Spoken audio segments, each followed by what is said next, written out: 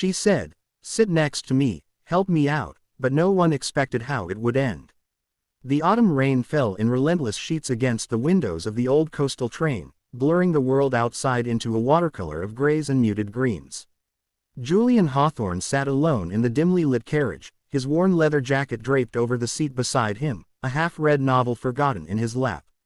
At 32, he was a wanderer by choice, a freelance photographer chasing forgotten stories along America's forgotten rails. His life was a series of fleeting moments, captured in black and white, never lingering long enough to form attachments. That evening, as the train rattled northward from Portland toward Seattle, he stared out at the stormy Pacific, wondering if the emptiness inside him would ever fill.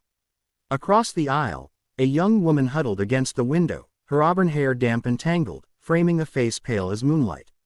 She couldn't have been more than 25, dressed in a simple wool coat that seemed too thin for the chill. Her eyes, deep emerald, like forest pools, darted nervously around the carriage, settling on no one for long. Julian noticed her first because of the way she clutched her small backpack, knuckles white, as if it held her entire world. And perhaps it did. The train lurched as it hit a rough patch of track, and a burly man in a faded denim jacket entered the carriage from the rear door. He scanned the seats with a predatory gaze, his face shadowed by a baseball cap pulled low. The woman's breath hitched audibly, she shrank deeper into her seat. Julian's instincts prickled. Something was wrong. The man paused near her row, his eyes lingering a beat too long, before moving on to the front of the car. That's when she turned to Julian, her voice a fragile whisper that cut through the rhythmic clatter of the rails. "Sit next to me," she said, her words trembling like leaves in the wind. "Help me out." Julian blinked, caught off guard. Her plea wasn't a question, it was a lifeline thrown into the storm. He hesitated for only a moment, then gathered his things and slid into the seat beside her.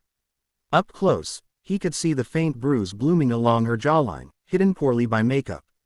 Her scent was faint, lavender and rain, and her hands shook as she smoothed her coat. "Thank you," she murmured, her eyes flicking toward the front where the man had settled. "I'm Alara Voss." "Julian," he replied softly, keeping his voice low. "What's going on? Are you okay?" She glanced at him, her emerald eyes searching his face for trust. In that moment, something unspoken passed between them, a silent agreement forged in vulnerability. "Not really," she admitted, her voice barely above a whisper. "That man, he's following me. I think he's one of them." "Them." Julian leaned in, his protective instincts awakening. He'd seen enough of the world's underbelly through his lens to recognize fear when it stared back at him. Alara took a deep breath, her fingers twisting the strap of her backpack. "I was in a bad place. A cult, if you can believe it. They call themselves the Circle of Eternal Light. Sounds harmless, right? But it's not. They recruit lost souls like me, promise community and purpose. I joined 2 years ago after my parents died in a car accident. I was alone, broken. They gave me a home, but it turned into a prison. Control, isolation, abuse. The leader, Marcus, he claimed me as his. Said I was his chosen light." Julian's jaw tightened. He'd heard whispers of such groups in his travels, charismatic predators preying on the grieving. "How did you get out?" "Tonight," she said, a faint spark of defiance in her eyes. "I stole some money from their safe, enough to start over, and ran. Boarded this train at the last minute, but they must have sent someone after me. That man, I recognize his tattoo, peeking from his sleeve. The circle symbol." The train whistled as it plunged into a tunnel, plunging the carriage into temporary darkness. Julian felt her hand brush his arm, seeking reassurance. "What do you need me to do?" he asked. "Just stay here. Act like we're together. Maybe he'll think twice." As the hours stretched on, the rain eased into a gentle patter, and the carriage emptied station by station. The burly man remained, his presence a looming shadow. Julian and Alara talked in hushed tones, weaving a fragile bond amid the uncertainty. She spoke of her dreams, painting landscapes that captured the soul's quiet storms, traveling to places where the sea met the sky without interruption. Julian shared his photographs, pulling up images on his phone. Misty forests, abandoned lighthouses, faces etched with stories untold. "You're capturing life," Alara said, her voice softening as she scrolled through his gallery. "The raw, beautiful mess of it. And you're escaping it," he replied with a gentle smile. "That's bravery." For the first time, she laughed, a soft, melodic sound that warmed the cold air between them. In that moment, Julian felt a pull he hadn't known in years. Alara wasn't just a stranger. She was a mirror to his own wandering soul, reflecting the loneliness he'd buried under layers of film and filters. As the train approached a small coastal stop, the man stood abruptly, his eyes locking on Alara. Julian tensed, his hand instinctively moving to hers. "Stay close," he whispered. They disembarked together into the foggy night, the platform slick with rain. The man followed at a distance, his footsteps echoing like thunder. Alara's grip tightened. "We need to lose him. There's a town nearby, maybe a motel or a bus station." Julian nodded, his mind racing. They slipped into the shadows of the station, darting down a narrow alley lined with weathered shops. The man pursued, his pace quickening.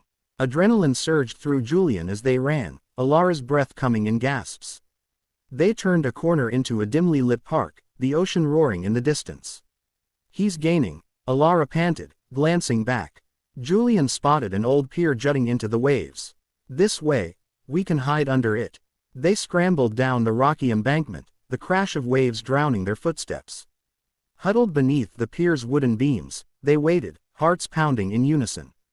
The man's silhouette appeared above, scanning the darkness. Minutes felt like hours as he paced, muttering curses into the wind. Finally, he turned and vanished into the night. Alara collapsed against Julian, tears streaming down her face. "Thank you," she sobbed. "I don't know what I would have done without you." He held her gently, the salt of the sea mingling with her warmth. "You're safe now. We'll figure this out." They found a small inn on the outskirts of town, its neon sign flickering like a beacon. Julian paid for 2 rooms, but Alara hesitated at her door. "Stay with me, just to talk. I don't want to be alone." In the quiet room, lit by a single lamp, they shared more than words. Alara opened her backpack, revealing sketches, ethereal drawings of stormy skies and resilient figures emerging from shadows. "This is who I was before the circle," she said. "I want to be her again." Julian traced the lines of one drawing, his fingers brushing hers. "You already are." As the night deepened, their conversation turned intimate. Alara spoke of the scars Marcus had left, not just physical, but the ones that twisted her trust.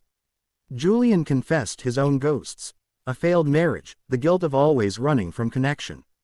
In the vulnerability of strangers turned confidants, they found solace.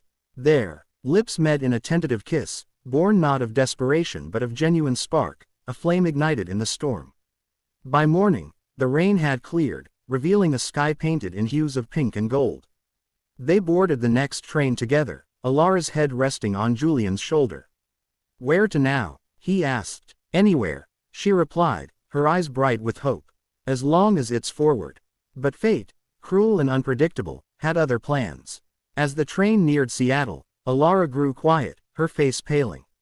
"Julian," she whispered, clutching her side. "I need to tell you something. The circle, they didn't just control us. Marcus experimented with purification rituals. Poisons disguised as elixirs. I thought I escaped unscathed, but..." She lifted her shirt slightly, revealing a faint rash spreading across her abdomen.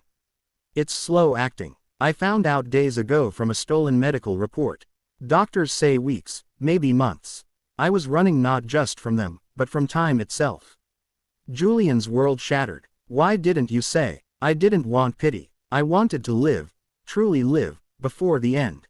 And with you, I did." He pulled her close, tears blurring his vision. "We'll fight this. Hospitals, treatments." She shook her head, a serene smile on her lips. "No, I've accepted it. But you gave me this night, this freedom. That's my ending." The train pulled into the station, but Alara didn't move. Her breathing slowed, her hand limp in his. Paramedics came, but it was too late. The poison had claimed her in the quiet dawn. Julian stood alone on the platform, the world rushing past. No one expected how it would end. Not the chase, not the bond, but in a quiet surrender to fate. He kept her sketches, framing one in his apartment, a figure reaching for the light amid encroaching shadows. In time, He published her story through his photographs, exposing the circle and bringing justice to others trapped within. Alara's plea had been more than a cry for help. It was an invitation to change a life, his own. And in her memory, Julian stopped running, finding purpose in the echoes of her voice. Sit next to me, help me out. Sometimes, the most powerful stories end not with triumph, but with the profound ache of what could have been.